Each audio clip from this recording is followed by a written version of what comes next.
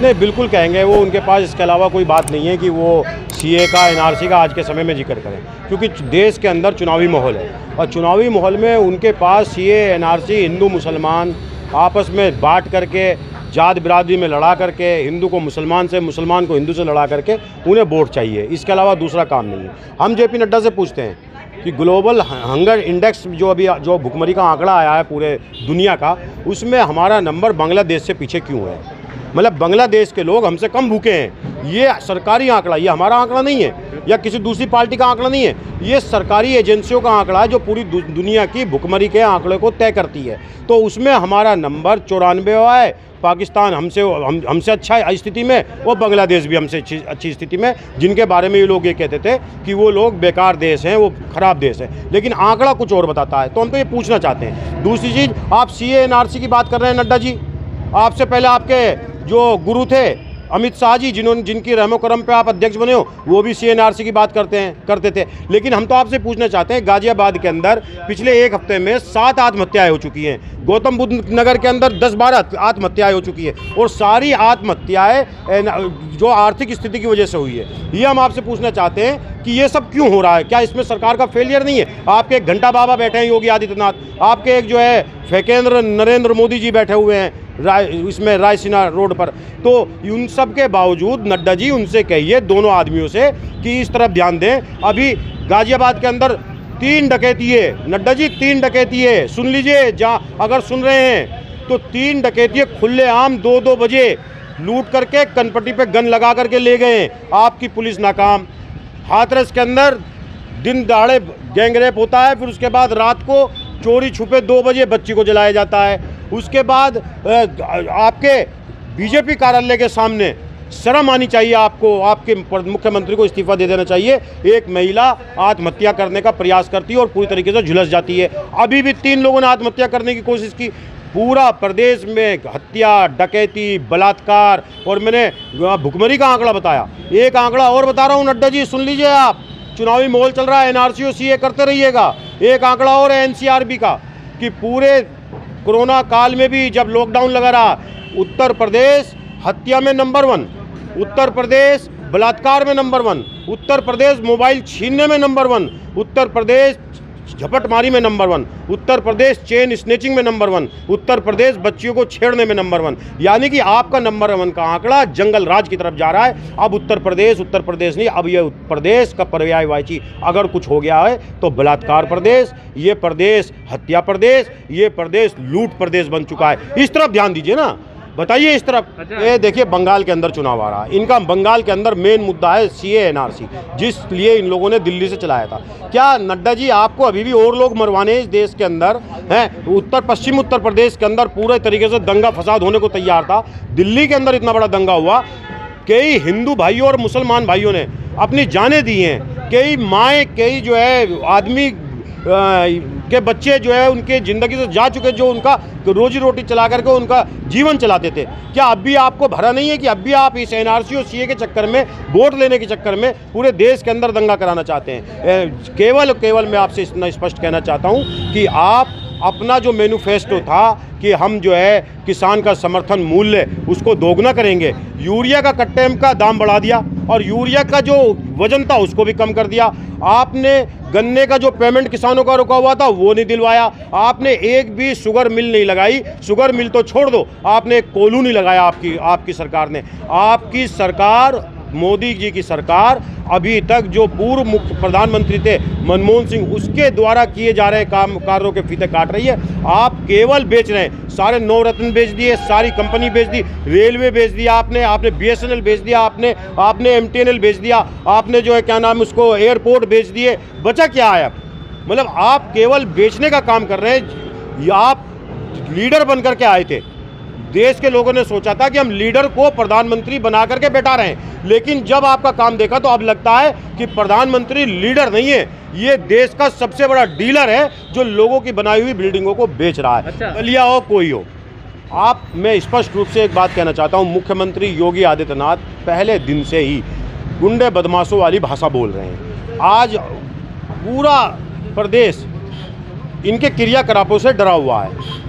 जिस प्रदेश के मुखिया पर एक एक दर्जन आपराधिक मुकदमे हों, जिस पर हत्या के प्रयास का मुकदमा हो, जिस योगी बाबा के ऊपर बलात्कार जैसे संगीन धाराओं में मुकदमे हों, जिस योगी बाबा के ऊपर जघन्य आपराधिक मुकदमे हों, जिस प्रदेश के उप मुख्यमंत्री केशव प्रसाद मौर्य पे 1 दर्जन से ज़्यादा विचाराधीन मुकदमे हों, तो उस प्रदेश के सरकार से आप उम्मीद नहीं कर सकते कि वो लोगों को न्याय देगा। अब आप देखें क्या हो रहा है।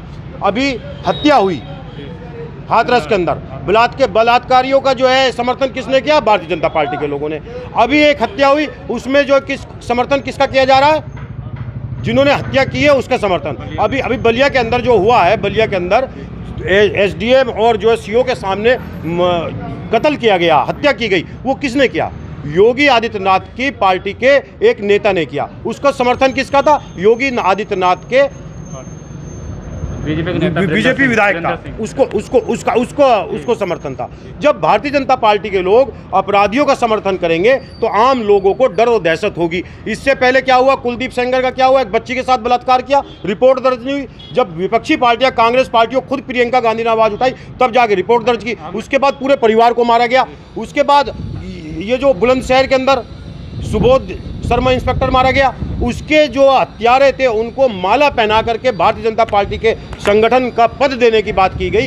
उत्तर प्रदेश के अंदर, सरकार के अंदर अपराधी बैठे हुए हैं। उत्तर प्रदेश की सरकार अपराधी चला रहे हैं, गुंडे माफिया चला रहे हैं। आज उत्तर प्रदेश के अंदर लोगों को, हिंदू हो चाहे मुसलमान हो, लोगों को डर और दहशत का माहौल है। हमें डर लगता है कि मैं भी बेटी का बाप हूं, कि मेरी बेटी जब बाहर जाती तो मैं 2-2 आदमी भेजता हूं। मैं सोचता हूं बेटी वापस आएगी कि नहीं आएगी। ये जो माहौल उत्तर प्रदेश के अंदर पैदा किया गया है, ये मठ पे बैठने वाले जो घंटा बाबा थे, जो नकली साधु संत थे, योगी आदित्यनाथ, इन लोगों ने उत्तर प्रदेश के माहौल को तबाह और बर्बाद कर दिया है। कि आज जनता उनके खिलाफ जो है सड़कों पर उतर चुकी है, सड़कों पर उतर चुकी है। अब सीएम भी ये कहेगा मैं डर रहा हूं, जिसके पास पूरा संसाधन है, पूरा फोर्स है, पूरा अमला है, वो भी ये कहेगा, तो आप समझिए क्या बात है। तो अब मैं एक बात स्पष्ट रूप से कहना चाहता हूं कि इस देश का जो राष्ट्रपति दलित है, दलित राष्ट्रपति की कोई जाति नहीं होती, लेकिन भारतीय जनता पार्टी ने कहा था कि रामनाथ कोविंद दलित है और हमने दलितों को बनाया था। एक दलित की बेटी को बलात्कार के बाद उसके परिवार को ना देकर रात को 2 बजे उस दलित की बेटी को जलाया जाता पेट्रोल छिड़क करके। तो मैं उस दलित के बेटे से, रामनाथ कोविंद से, ये अपील करता हूं कि अपनी दिल की आवाज़ को सुने और इस योगी आदित्यनाथ को बर्खास्त करें। प्रधानमंत्री जब मुख्यमंत्री ने कह दिया कि बलिया जैसी घटना के बाद डर लगता है, तो जब जो मुखिया है, जिसको यहाँ लॉ एंड ऑर्डर मेंटेन करना है, वही जब ये कह रहा है कि मुझे जो है क्या नाम है डर लगता है, तो अब हमें ये लगता है कि जनता को रोड पे आकर के, सड़क पे आकर के इस योगी आदित्यनाथ के खिलाफ, इस घंटा बाबा के खिलाफ, जो सरकार नहीं चला पा रहा है, जिसका काम मठ में बैठना था, जो चिलमची बाबा है, उसको हटा देना चाहिए। या तो रामनाथ कोविंद हटाए या फिर जनता सड़क पे आकर हटाए। अगर जनता ने नहीं हटाया तो जिस तरीके से यहाँ सुनारों की दुकानें लूट रही हैं, जिस तरीके से आज लोगों के रोजगार खत्म है, जिस तरीके से लोगों को उनकी मूलभूत सुविधाएं नहीं मिल पा रही हैं। कोरोना के बाद मोटरसाइकिल की किस्त में सहूलत मिलनी चाहिए थी, कोरोना के बाद मकान की किस्त में सहूलत मिलनी चाहिए थी, कोरोना के बाद लोगों को नगद राशि मिलनी चाहिए थी, कोरोना के बाद लोगों को फ्री मेडिकल सुविधा मिलनी चाहिए थी, लेकिन कुछ नहीं मिला। और ऊपर से जिन लोगों ने किस्तें जमा की उनको पेनल्टी लगा करके वसूलने का काम बैंक और एजेंसी कर रही हैं। तो अब हमें ऐसा लगता है कि इस सरकार को बने नहीं रहना चाहिए। इस सरकार का टोटल इकबाल ख़त्म हो चुका है, ध्वस्त हो चुका है। ये सरकार अब 1 घंटा भी गद्दी पर रहे तो ये अब होना नहीं चाहिए। एक बात बताओ, आप कहाँ हैं रोजगार? ये मैं ठेली चलाता हूँ, सब्जी बेचता हूँ, 5 बजे आता हूँ, 4 बजे आता हूँ, 8 बजे पुलिस कहती है भाग जाओ। लॉकडाउन चालू हो गया 9 बजे से, 8 बजे भगाए थे। मैं 1000 रुपये की सब्ज़ी ला के 200 रुपये की सब्ज़ी बेचता हूँ, जिसमें वो अगले दिन सड़ भी जाती है, गल भी जाती है। तो मैं कहाँ जाऊँगा? रेंट के मकान में रहता हूँ, 2000-2500 रुपये किराया है मेरे मकान का, जिसमें बिजली का बिल 400-500 रुपये का आता है, 600 रुपये का आता है। मेरे पास पैसे नहीं है। मेरे 2 बच्चे हैं, एक मदर है मेरी जो मेरे पास रहती हैं, उनके भी दवाई। क्या सीए तो लागू हो रहा है ना? सीए से एक बात बताओ, मेरे दादा परदादा, मैं यहाँ का रहने वाला हूँ, मेरे बच्चे यहाँ के रहने वाले, हम हिंदुस्तानी हैं, प्योर हिंदुस्तानी है और हिंदुस्तान के अंदर जिए हैं, हिंदुस्तान के अंदर मरेंगे। चाहिए भगाएं या जिसे जाना है वो जाए, हम नहीं जाएंगे बिल्कुल भी। सीए जो एनआरसी की बात है, देखिए मैं स्पष्ट रूप से कहना चाहता हूँ कि बिल्कुल हम ये मानते हैं, कोई विरोध नहीं करता, हम ये मानते हैं जो बाहर के घुसपैठी हैं वो नहीं होना चाहिए, सरकार का काम है उसे निकाले। लेकिन आपके 2-4 लाख का आंकड़ा ऐसा घुसपैठियों का है तो आप उन्हें चिन्हित करें। आप सरकार में बैठे हैं, ये आपका काम है कि बॉर्डर क्रॉस करने वाले व्यक्ति को पकड़ करके उसके यहाँ वापस करे या उसे सजा दे। आप 2-4 लाख लोगों को जो हमारे यहाँ घुस गए, उनके चक्कर में पूरे देश के 130 करोड़ लोगों के कागज क्यों चेक कर रहे हैं? भाई मैं हूँ, मेरा बाप दादा यहाँ का है, मेरी पुश्तैनी ज़मीन है, जिस गांव से मैं आया हूँ, आप मुझसे कागज़ मांगने लगते हैं। हो सके बहुत से लोगों के डकैती पड़ गए, कागज़ नहीं होते हैं, बहुत से लोगों के कागज़ रास्ते में गिर जाते हैं, पासपोर्ट खो जाता है, ड्राइविंग लाइसेंस खो जाता है, मेरे पास कागज़ नहीं है। आप मुझे शक की निगाह से देख लें। आपने हमारा मुद्दा NRC CA के खिलाफ ये नहीं कि ना करें, आप करें, लेकिन एक अधिकारी आएगा पूछेगा जी आपके बाबा का नाम क्या है, आपके दादा का नाम क्या, कागज़ क्या है। अब वो अधिकारी की भी तो मानसिकता है, वो किसी के खिलाफ हो सकता है, धार्मिक रूप से भी खिलाफ हो सकता है। उसने D लिख दिया कि D का मतलब ये जो है डाउटफुल सिटीजन है, आपको लिस्ट से बाहर कर दिया। अब मैं अपने कागज़ दिखाता फिरूँ। अरे अगर आपको भेजना ही है पाकिस्तान से, तो आडवाणी आए तो उसे भेज दो पाकिस्तान, तुम चले जाओ पाकिस्तान है। आप अगर जो घुसपैठियों की बात है, घुसपैठी कहाँ है? घुसपैठी जो सीमाएं हैं देशों के बगल में, चीन के बगल में, अफगानिस्तान के बगल में, पाकिस्तान के बगल में, उन राज्यों में ज़्यादा घुसपैठी होने की हमें लगता है आशंका कि वहाँ हो सकते हैं। वहाँ चेक कर लो। एजेंसी एक आदमी को पकड़े कि भाई मुझे ये घुसपैठी लग रहा है, उसको पकड़े, उसको जाँच करे और जाँच करने के बाद उसको बाहर कर दे। लेकिन आप ये कहो कि हिंदू है चाहे मुसलमान हो, सबको दिखाओ। इससे केवल मुसलमानों को तकलीफ होने वाली नहीं है कि मुसलमानों को तकलीफ होने वाली है, इससे गरीब आदमी को तकलीफ होने वाली है।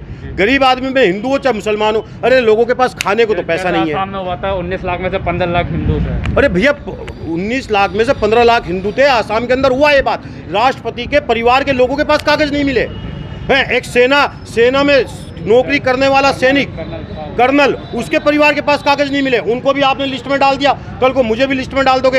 अरे भाई आप चला क्या रहे हो, आप कर क्या रहे हो, मैं ये नहीं समझ में आता। अरे कागज बनाने यशोदा बहन जी को अपने घर बैठाओ, जो अपनी पत्नी आपने निकाल रखी है, कम से कम शर्म आनी चाहिए। पूरे देश के तलाक का मामला जी, मुस्लिम महिलाओं को हम तलाक इंसाफ दिलवाएंगे। अपनी तो ब्याहता छोड़ दी तुमने, वहाँ अपनी तो रख नहीं रखी है, अकेला रह रहा वहाँ, और दूसरे की बहन बेटियों को तलाक का। आप NRC CA, अब तलाक का मसला सुन लो। तलाक में 3 दिन भी जेल नहीं होती है, चौथे दिन जमानत होके आ जाती है इस तलाक में। मुस्लिम महिलाएं जो इसके चक्कर में लगी थी, 2-4 जो इन्हीं के पैसा दी हुई है, वो ठगी महसूस कर रही हैं अपने आप को। उनका आदमी जाता है 3 दिन में तलाक जमानत होके आ जाता है। अब बोलो उसे क्या करोगे? उससे तुम ना तो भत्ता ले सकते हो, ना पेंशन, कोई खाने पीने की जीविका चलाने के लिए पैसा ले सकते हो, और ना परिवार को बैठा के उस पर दबाव डाल सकते हो। ये केवल और केवल, चाहे 3 तलाक हो, चाहे NRC हो, चाहे CA हो, ये केवल और केवल हिंदू मुसलमान को बीच में बांट करके उसके खिलाफ एक मुहिम है इनकी। कि अब ये पेट्रोल की तो कहेंगे नहीं, 35 रुपये में कहा था हमने तेल कर देंगे कि भाई 35 रुपये में मेरी टंकी में तेल पड़ रहा है तो मुझे वोट इसको देनी चाहिए, मैं भी दे दूंगा। 35 रुपये में तेल देंगे तो बीजेपी को मैं भी वोट दे दूंगा। आपने 35 की बात कही थी, 80 का तेल मिल रहा है, उस पर वोट नहीं मांग सकते। 15 लाख पे वोट नहीं मांग सकते। दाऊद इब्राहिम को कहा था मैं पकड़ के लाऊंगा, चलो हिंदू भाई वोट दे दें, कि दाऊद इब्राहिम को लिया। यहाँ तो नीरव मालिया, मोहित मोहुल चौकसी, नीरव मोदी, मतलब 4-5 तो मोदी इस देश से पैसा लेके भाग गए मोदी के टाइम में। मतलब चोर जो भी है ना, जिसके नाम के पीछे मोदी लगा हुआ है, वो चोर है, डकैत है, और वो पैसा ले लेके भाग रहा है। अब तो लोग मोदी नाम भी रखना पसंद नहीं कर रहे हैं। मतलब आपने दाऊद को लाने के बजाय 4-5 को और भगा दिया। तो आप इस देश को लूट रहे हो, खसोट रहे हो, चंद लोगों को इस देश की संपत्ति को, इस देश के कारोबार को दे रहे हो कि अदानी अंबानी इस देश को चलाएंगे। और दूसरी चीज़ मैं पूरे देश पे नहीं कहना चाहता, ये पूरी बस्ती आप देख रहे हो, ये कांग्रेस में नारायण दत्त तिवारी ने बनाई थी। 1-1 रुपये रोज पे मकान मिले थे, हमें भी 1-1 रुपये रोज पे मकान मिले हुए हैं। और यहाँ बारात घर की भी सुविधाएँ की थी। 11,000 रुपये कुल बारात घर के किराए के थे, और सरकार चलाती थी। पिछली सरकार चाहे किसी की रही हो, सपा बसपा किसी की रही हो, कभी किसी ने लीज पे नहीं दिया। लीज पे देने की कोशिश की तो हम लोगों ने जाके कहा कि आप लीज पे मत दो, ये गरीबों की बारात घर है, गरीब आदमी यहाँ तबका है। आज भारतीय जनता पार्टी की प्राधिकरण ने मोदी और योगी के नक्शे कदम पे चलते इन्हें 10-10 साल के लिए लीज पे दे दी। अब बिल्डर को लीज पे दे दी, बिल्डर अपने मन माफी किराया लेगा, अब देंगे 51,000 रुपया। भाई मालदार आदमी तो फार्म हाउस पे कर लेता है, गरीब आदमी कहाँ करेगा? गरीब आदमी तो 10,000 11,000 पे अपना टेंट लगा के कर लेगा। अब बिल्डर को दे दी, अब बिल्डर उनसे वसूलेगा 51,000, 1-1 लाख रुपया कहाँ से देगा गरीब आदमी? लेकिन सुनने वाला कोई नहीं है, कहने वाला कोई नहीं। विधायक के मामा को मार दिया, विधायक के मामा को दिन दहाड़े गोली मारी गई। गुंडा माफिया फल फूल रहा है, फल इस सरकार के अंदर। कोई कुछ कहने वाला नहीं है, कोई कुछ सुनने वाला नहीं है, गरीब आदमी परेशान है।